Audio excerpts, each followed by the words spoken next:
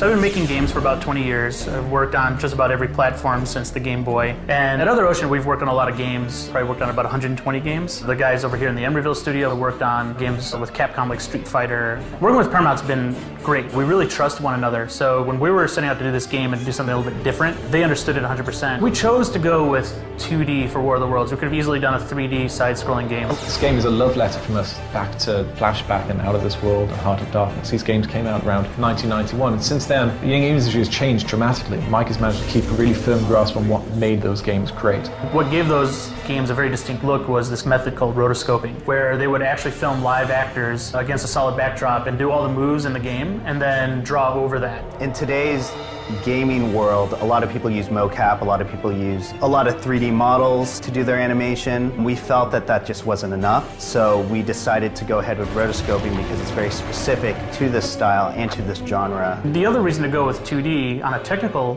note is that we can throw a lot at the screen. Like the 360 and the PS3 particularly are built to just, the processing itself can throw so many 2D objects at the screen that something you never would have seen before on, say, a Genesis or an old PC. We're using a parallaxing, which is an old school term to describe depth in a game, to like background elements move slower than foreground elements. Every single piece in the game needs to be placed very specifically. It needs to be given a sort value and a parallax value. Where in 3D games, you just place them in the scene and the engine does it all for you. And our game has about 250 layers of parallax at our disposal, and a lot of the older games would have about 4, maybe 3. This gives us the illusion of 3D without being 3D. If we were working in 3D, the engine would take care of everything. In this game, the artist needs to take care of everything. We have moments where the screen is filled with hundreds and hundreds of NPCs running down streets, or falling off buildings, or buildings collapsing and debris flying everywhere.